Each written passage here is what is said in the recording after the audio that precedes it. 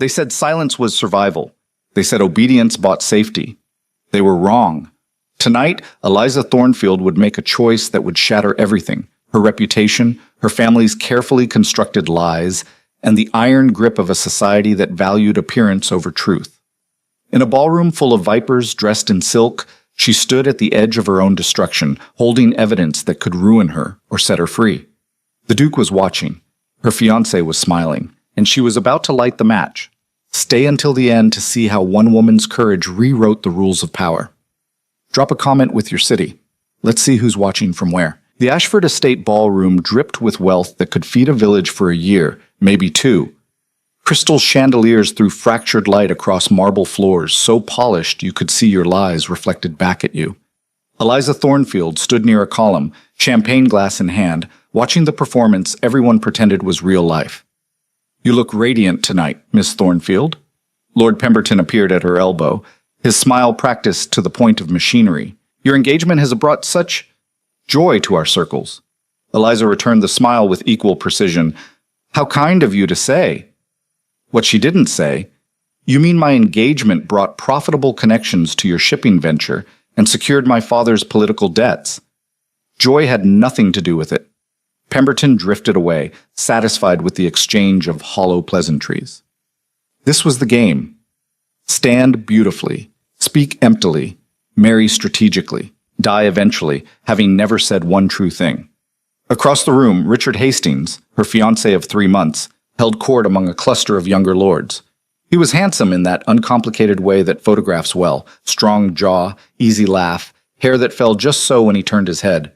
The kind of man mothers pointed out to daughters as eligible, without bothering to mention whether he was decent. "He seems pleased with himself," her sister Margaret murmured, appearing beside her with the stealth of long practice. At 19, Margaret still believed in love matches and happy endings. Eliza had believed in those things too, once, before she'd learned to count the cost of everything. "Richard is always pleased with himself," Eliza replied quietly. "It's one of his more consistent qualities." Margaret's expression flickered with concern. "Eliza, you don't have to—" "I do, actually." Eliza cut her off gently but firmly. "Father made that abundantly clear. The Hastings alliance secures our family's position. My feelings are irrelevant." The word tasted like ash, but it was true. Her father, the distinguished Lord Thornfield, had accumulated gambling debts that threatened to swallow their estate whole. Richard's family had money, new money, the kind that needed the polish of an old name. It was a transaction dressed up as a romance. Margaret opened her mouth to argue, but their mother materialized like a ship changing course, all billowing silk and calculated grace. "Eliza, darling, you're hiding." Lady Thornfield's voice carried the bright sharpness of a well-honed blade. "The Duchess of Somerset wished to congratulate you. Do try to look happier about your good fortune." "Of course, Mother." Eliza set down her barely touched champagne and prepared to perform gratitude. But as she turned, her gaze snagged on someone else entirely. Adrian Blackwood stood near the terrace doors, a dark figure against the golden glow of the ballroom. The Duke of Thornhaven wasn't supposed to be here. He rarely attended these gatherings, preferring his northern estates to London's suffocating social circus.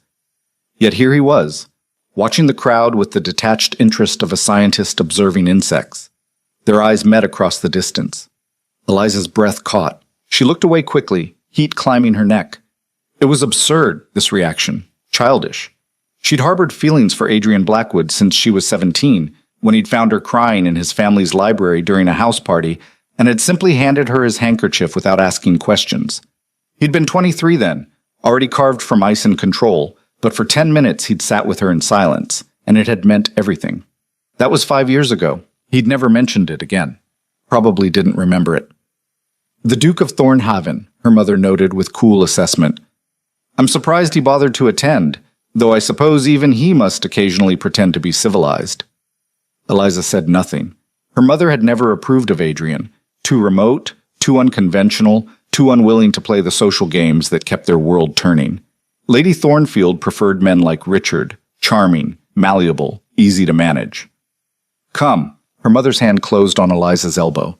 "The Duchess is waiting." The next hour blurred into a parade of congratulations that felt more like condolences. Everyone was so pleased about the match. Everyone thought Richard was wonderful. Everyone believed Eliza was lucky. No one asked if she was happy. By the time she escaped to the terrace for air, her face ached from smiling. The night was cool against her skin, late September threatening the approach of winter. She gripped the stone balustrade and let herself have 30 seconds of honesty. She didn't love Richard. She didn't even like him particularly. But love was a luxury for people with choices, and she had none. "You're good at it." Eliza spun around. Adrian Blackwood stood in the terrace doorway, shadows clinging to him like they recognized a kindred spirit. "At what?" Her voice came out steadier than she felt. "Pretending." He stepped onto the terrace, and she noticed he carried 2 glasses of champagne. He offered her one. "You smiled at Pemberton like you didn't know he funded his lifestyle by selling opium to factory workers. You congratulated Lady Morrison on her new bracelet without mentioning her husband bought it with money stolen from his tenants. You've perfected the art of seeing everything and revealing nothing." Eliza took the glass, fingers trembling slightly. "And why would I reveal anything? We all have our roles to play." "Do we?" Adrian moved to stand beside her at the railing, close enough that she could smell cedar and smoke on him. "Or do we just tell ourselves that to avoid the discomfort of honesty? Honesty is expensive, Your Grace. Some of us can't afford it." He turned to look at her then, really look at her, and Eliza felt stripped bare under that dark gaze.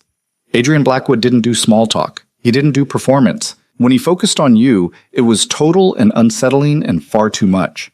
"I need to speak with you," he said quietly, privately. "It's important." "We are private." "Not here." His voice dropped further. "Tomorrow.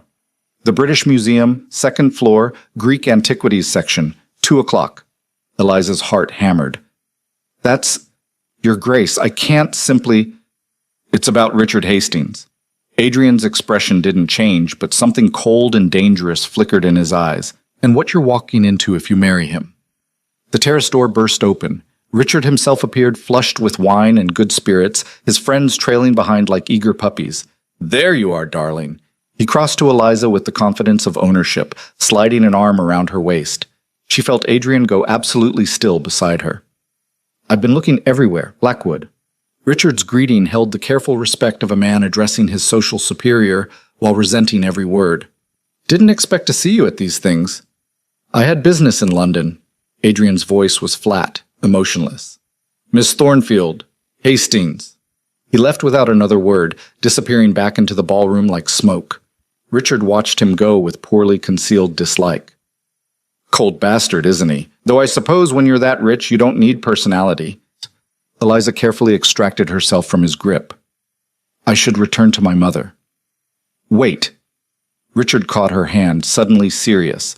His friends had tactfully moved out of earshot. I know our arrangement isn't conventional, but I want you to know I'll be good to you, Eliza. I'll give you everything you need."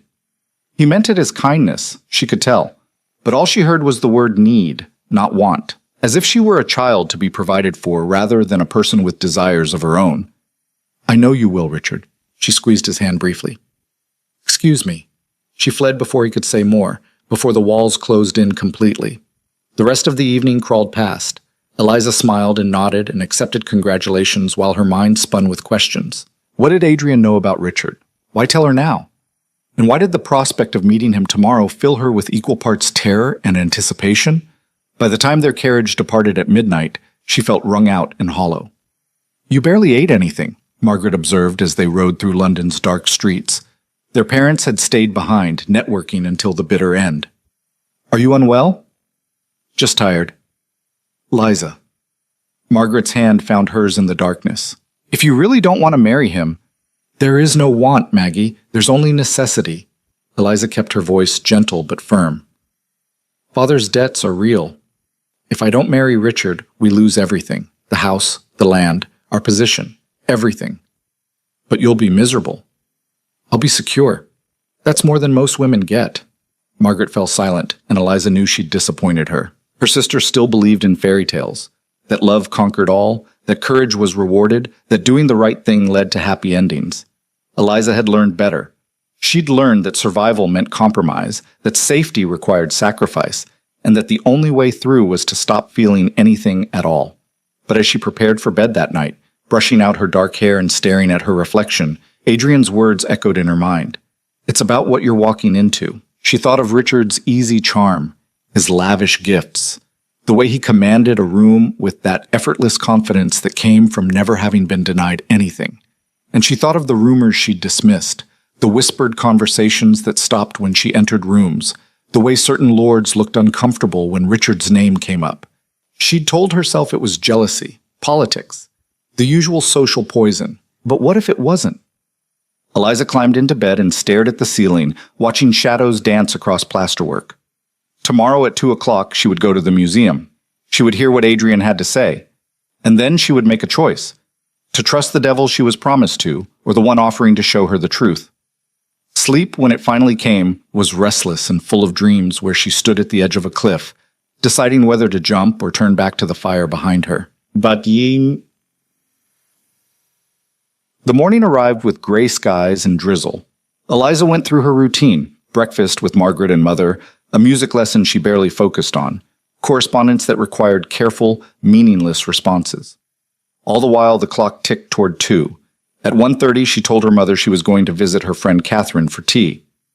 "Take Marie with you," Lady Thornfield said absently, focused on her own letters. "It's not proper to go about alone. But Catherine's sending her carriage, and you know how small her drawing room is. Marie would be cramped." It was a calculated lie. Her mother, who valued appearances above all, wouldn't want to appear rude by overcrowding Catherine's space. "Fine, but home by 5. We have dinner with the Hastings tonight." Eliza escaped before more questions could surface. The museum was a 30-minute ride from their Belgravia townhouse. She spent the journey watching London scroll past, grand buildings giving way to parks, giving way to the imposing facade of the British Museum. Inside, the air smelled of old stone and scholarship. Tourists and students wandered the halls, voices echoing off high ceilings. Eliza climbed to the second floor, her heart beating faster with each step. The Greek antiquities section was quieter, populated mostly by serious-looking academics sketching sculptures. She walked past marble gods frozen in eternal perfection, past amphorae decorated with scenes of battles and feasts, until she found him. Adrian stood before a statue of Athena, hands clasped behind his back, studying the goddess with the intensity he brought to everything. He wore a simple dark suit, no ornamentation, but something about him commanded the space anyway. He turned when he heard her footsteps. "You came." He sounded almost surprised. "You said it was important." Adrian glanced around, then gestured toward a quieter alcove where a bench sat beneath a frieze of the Parthenon. They sat, maintaining the careful distance propriety demanded, but Eliza felt hyper-aware of every inch between them. "What I'm about to tell you," Adrian said quietly, "will be difficult to hear, but you need to know before you commit your life to Richard Hastings." "Then tell me." He drew a breath, and for the first time since she'd known him, Adrian looked uncertain, reluctant. "Richard has debts, serious ones, gambling mostly, but also investments in ventures that—" He paused, choosing words carefully. "Let's say they wouldn't survive daylight examination.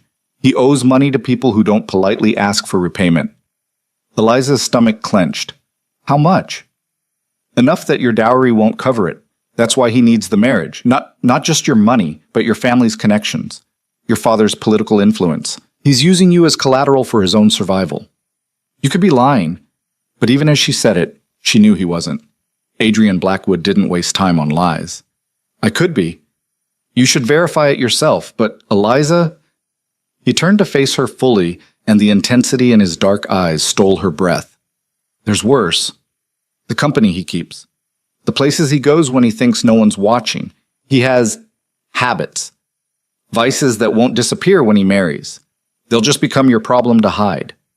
The marble beneath her hands was cool and solid, grounding her while her world tilted. "Why are you telling me this?" "Because you deserve better. I'm no one to you." Something shifted in his expression, a crack in the famous Blackwood control. "That's not true." The air between them felt charged, dangerous. Eliza forced herself to think through the roaring in her ears. "Even if everything you say is true," she said slowly, "what am I supposed to do? My family needs this match. My father's debts are real too. If I break the engagement—" "I know," Adrian's voice was rough. I know the impossible position you're in. That's why I struggled with whether to tell you at all. But I couldn't watch you walk into that blindly. Eliza stood abruptly, needing distance, needing to move. She walked to the alcove entrance, staring unseen at Greek warriors frozen in bronze. You should investigate, Adrian said behind her, quietly, before the wedding, before it's too late to extricate yourself. And how exactly does one investigate one's own fiancé? Carefully, intelligently. You're not some sheltered fool, Eliza. I've watched you navigate that social swamp for years. You see everything, remember? You just need to look at Richard the same way you look at everyone else, without the blinders your family put on you. She turned back to him.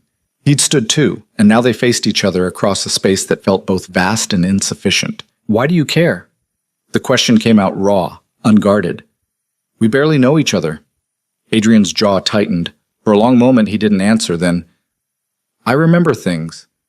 Details that shouldn't matter, but do. I remember that you take your tea with cream, but no sugar. That you hate pearls, but wear them because your mother insists. That when you're uncomfortable, you touch your left earring. I remember finding you in my library 5 years ago, and thinking, he stopped, something like frustration crossing his face. I should have said something then. I should have, but I didn't. And now you're engaged to a man who will waste you, and I can't just watch that happen. Eliza's breath caught. Adrian, investigate, he said firmly, rebuilding his walls with visible effort. Start with his finances, his associates, where he goes on Thursday nights. And if you find I'm wrong, I'll apologize for wasting your time. But if you're right, I'll still be trapped, just better informed. Maybe. Or maybe you're more resourceful than you give yourself credit for.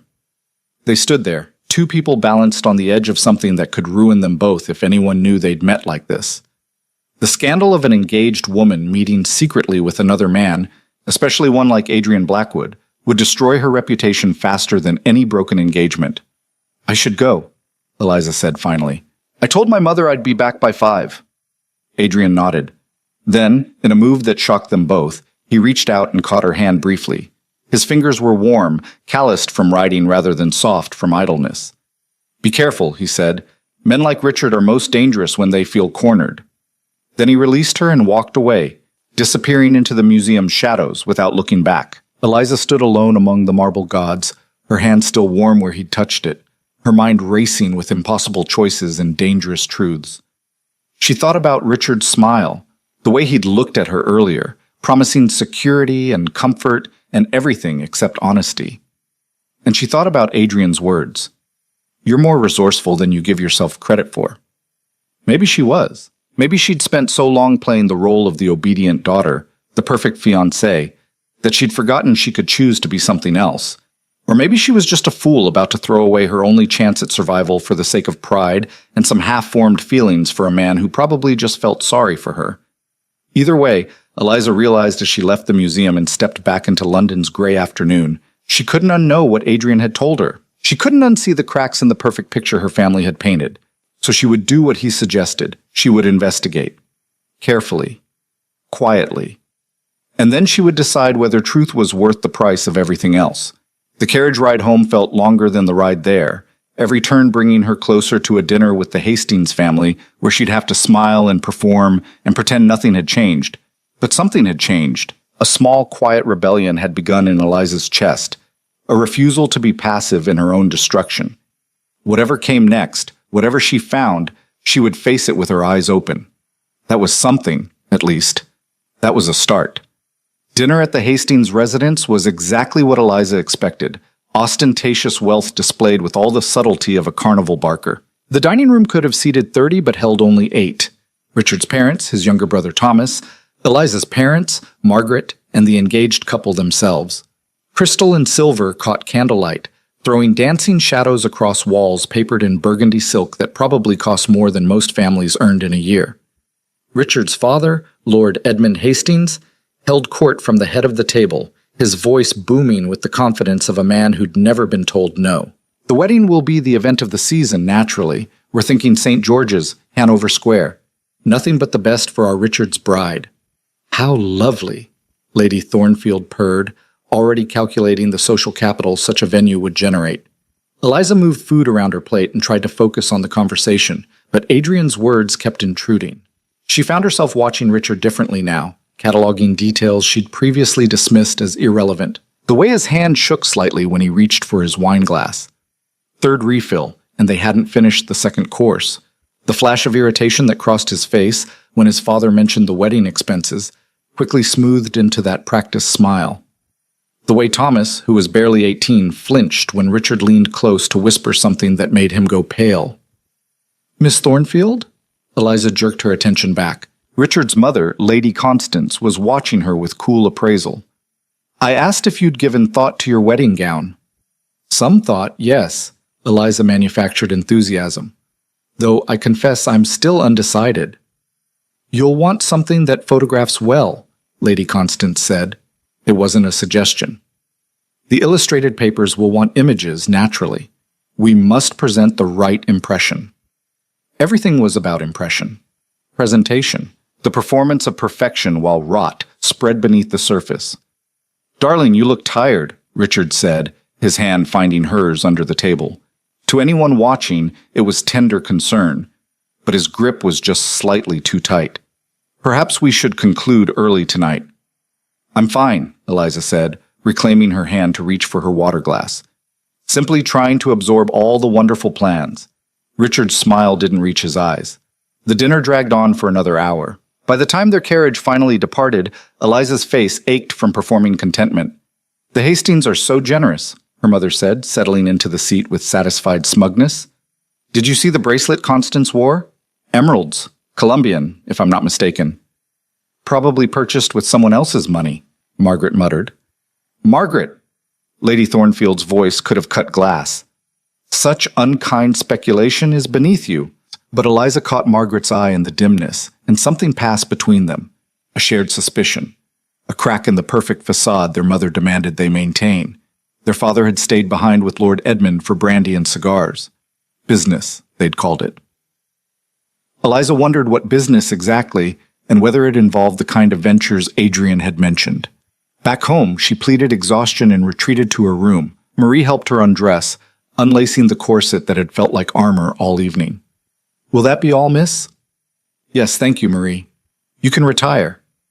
Alone finally, Eliza sat at a writing desk and pulled out a piece of paper.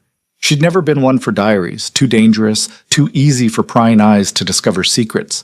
But tonight she needed to organize her thoughts. She wrote Richard's name at the top, then began listing everything she actually knew about him versus what she'd assumed. Facts. Wealthy family, recently returned from 2 years in Europe, gambles at gentlemen's clubs, keeps a residence in Mayfair separate from his family home. Assumptions. Respectable, financially stable, interested in her for herself rather than just her connections. The second list suddenly seemed painfully naive. She added a new column. Questions to investigate. Where does he go on Thursday nights? Who are his close associates? What are these investments Adrian mentioned? Why does Thomas seem afraid of him? A soft knock interrupted her thoughts. Margaret slipped in without waiting for permission, already in her nightgown, dark hair loose around her shoulders. "I saw your light," she said, closing the door behind her. "Couldn't sleep either." "Too much rich food." Eliza quickly covered her notes with a book. Margaret wasn't fooled. She crossed the room and sat on the edge of the bed, studying her sister with uncommon intensity. "Something's wrong. You've been different since last night, distant." "I'm tired, Maggie. The engagement, the planning, Mother's constant—" "Don't." Margaret's voice was firm. "Don't do that thing where you pretend everything's fine when it clearly isn't. I'm not Mother, I'm not stupid, and I'm not blind." Eliza met her sister's gaze and saw the same sharp intelligence that people overlooked because Margaret was young and pretty and supposedly frivolous. It was an act, Eliza realized, just like her own. "If I tell you something," Eliza said slowly, "can you keep it absolutely secret? Even from Mother and Father?" "Always." So Eliza told her. About Adrian's warning at the museum, about the debts and vices and dangerous associates. She didn't mention her feelings for Adrian. Some truths were still too raw to speak aloud. But she told her sister enough. Margaret listened without interruption, her expression growing darker with each revelation. "I knew it," she said when Eliza finished. "I knew something was rotten about him. The way he looks at you sometimes, like you're a horse he's bought. and now he's checking for defects. It is, Liza, and you know it. You're just trying to be practical. Margaret grabbed her hand. But what if practical gets you killed? Or worse, trapped in a marriage with a man who'll destroy you slowly, piece by piece? What choice do I have? Father's debts are his problem, not yours. You're not livestock to be sold to settle his gambling losses. Eliza pulled her hand away, standing to pace the room. That's easy to say when you're not the one responsible for saving this family. You're not responsible for saving anyone. That's what they've made you believe, but it's not true. Father made his choices. Richard made his. You're allowed to make yours. And what choice is that exactly? Refuse the marriage and watch our family lose everything? Watch you have no prospects because our name is ruined? Watch Mother is part of the problem. Margaret's voice rose, then dropped to a harsh whisper. She cares more about appearances than she does about your happiness, about your safety. They stared at each other across the room, years of unspoken resentments suddenly visible between them. I'm going to investigate, Eliza said finally. Adrian was right. I need to know what I'm walking into. But I can't break the engagement based on suspicions. I need proof. Then I'll help you. Absolutely not. If this goes wrong, we go down together. Margaret's chin lifted with stubborn determination. I'm not letting you do this alone. Eliza wanted to argue to protect her younger sister from the consequences of rebellion, but the truth was she needed an ally, someone she could trust in a world built on deception. Fine, she said, but you follow my lead. No risks without my approval. Agreed? Agreed. They sealed it with a handshake that felt more binding than any legal contract. The next morning, Eliza began her investigation in earnest. She started with the obvious, Richard's social calendar. She'd noticed he mentioned Thursday evening commitments frequently, always vague about the details. Business dinners or club meetings that ran late. I'm organizing a small gathering next Thursday, she told him when he called that afternoon, testing the waters. Just a few friends for cards and music. Say you'll come? There was the briefest hesitation on the other end of the line. I'm afraid Thursday won't work, darling. Prior commitment. But Friday? Of course, Friday then. She kept her voice light, unbothered, but she'd gotten her confirmation.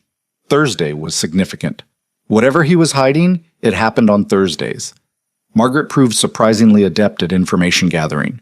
She cultivated friendships with the younger sisters and cousins of Richard's associates, the overlooked girls who saw everything and were assumed to understand nothing. Within 3 days, she'd learned that Richard frequented a private club in a less respectable part of town, the kind of place that didn't appear in social registers. The Golden Rose, Margaret reported during a stolen conversation in Eliza's room. Gambling, but also other things. One of the girls said her brother saw Richard there losing spectacular sums at cards, and there's a back room where, she hesitated, where men go with women who aren't their wives. Eliza's stomach turned, but she kept her expression neutral. That's not proof. Lots of men visit such places. But not while engaged to women they supposedly respect. Fair point. The real breakthrough came from an unexpected source. Thomas Hastings appeared at their door 3 days later, ostensibly to deliver a dinner invitation from his mother. But when Marie showed him to the drawing room where Eliza was reading, his nervousness was palpable. Miss Thornfield, May I speak with you privately? Eliza glanced at Marie, who took the hint and retreated, closing the doors behind her. Thomas, if this is about the wedding plans, it's not. He twisted his hat in his hands, barely 18 and already looking hunted. I shouldn't be here. Richard would be furious if he knew, but I can't. I can't let you marry him without knowing. Eliza set down her book slowly. Knowing what? He's in debt. Serious debt. To people who don't just send polite reminders. Thomas's words came in a rush, like he'd been holding them back too long. He told me it would all be fine once the marriage was finalized, that your father's connections would help him make certain investments that would pay everything back. But I've seen the ledgers, Miss Thornfield. The numbers don't work. Even with your dowry, even with the connections, he's drowning. Why are you telling me this? Thomas met her eyes, and she saw genuine distress there. Because you seem kind, and Richard isn't. He's my brother, and I wish I could say otherwise. But he's not kind, and he's desperate, and desperate men do terrible things. What kind of terrible things? He looked away. Just be careful. Please. That's all I can say. He left before she could press for details, practically fleeing the house. Eliza stood in the drawing room, her heart pounding. She had confirmation now from Richard's own brother. The debts were real. The desperation was real. But she still needed more. Hard evidence. Something her father couldn't dismiss as gossip or jealousy. That evening, she did something reckless. She told her mother she was having tea with Catherine again. Instead, she took a cab to the offices of her father's solicitor, Mr. Pembroke. She'd met him numerous times over the years, a dry, methodical man who'd handled the Thornfield family business for decades. Miss Thornfield. He looked surprised when his clerk showed her in. I wasn't aware we had an appointment. We don't. I apologize for the intrusion, Mr. Pembroke, but I need to ask you something in confidence. His expression grew cautious.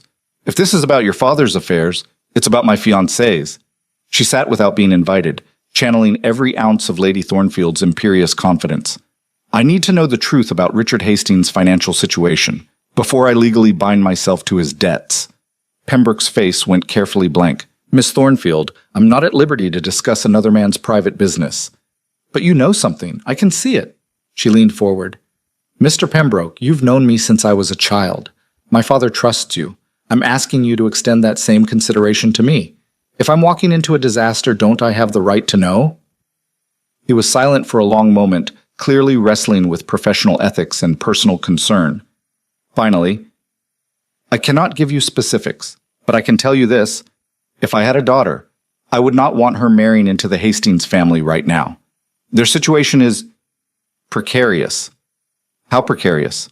The kind where one scandal, one bad investment, one creditor losing patience could bring the entire structure crashing down. He met her eyes. And wives are not protected from their husbands' debts, Miss Thornfield. Once you marry him, his problems become legally yours. Eliza felt cold despite the office's warmth. And my father knows this? Pembroke's silence was answer enough. He's willing to sacrifice me anyway, she said quietly, because Richard's family's money will keep us afloat long enough for him to fix his own mess. I didn't say that. You didn't have to. She stood to leave, then paused at the door. Thank you, Mr. Pembroke, for your honesty.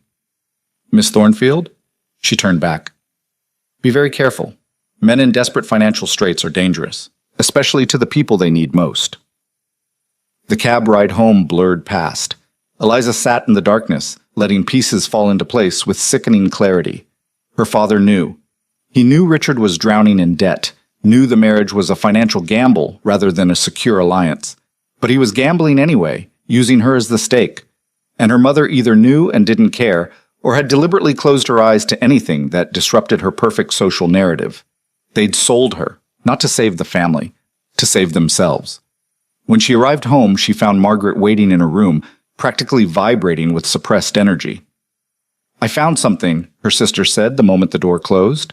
She pulled a folded newspaper from beneath her pillow. Look at this. It was a week-old edition of a scandal sheet, the kind respectable people claim not to read but always somehow knew the contents of. Margaret had circled a small item in the social notes section. A certain newly engaged gentleman with initials R.H. was seen at the Golden Rose establishment until the early hours, reportedly losing heavily at cards and creating quite a scene when asked to settle his accounts. One wonders if his forthcoming nuptials are motivated by affection or arithmetic. It's not proof in a legal sense, Margaret said, but combined with everything else, it's a pattern. Liza stared at the newsprint, something hardening in her chest. A pattern of recklessness and debt and deception. So what do we do? That was the question. Eliza had evidence now, not enough to take to court, but enough to know Adrian had been telling the truth. Richard was everything she'd feared and worse. Marrying him meant inheriting his disasters, becoming responsible for debts she didn't make, and vices she couldn't control. But breaking the engagement meant scandal, social ruin, her family's fury. I need to think, she said finally, and I need more. One more piece of evidence so damning that even father can't ignore it. Where are we going to find that? Eliza looked at her sister, then at the newspaper article mentioning the Golden Rose. An idea formed. Reckless, dangerous, exactly the kind of thing a sensible woman would never attempt. Thursday night, she said slowly. You said Richard goes to the Golden Rose on Thursday nights? Margaret's eyes widened. Liza, no, you can't possibly. I need to see it myself. Witness it firsthand, otherwise it's all just hearsay and rumor. It's a gambling den. Probably worse. Women don't. Respectable women don't. Exactly. Which is why no one will expect it. Eliza's mind was racing now, turning over possibilities. I'll need a disguise, something simple, lower class. A widow's veil would hide my face, and you'll need to cover for me with mother. This is insane.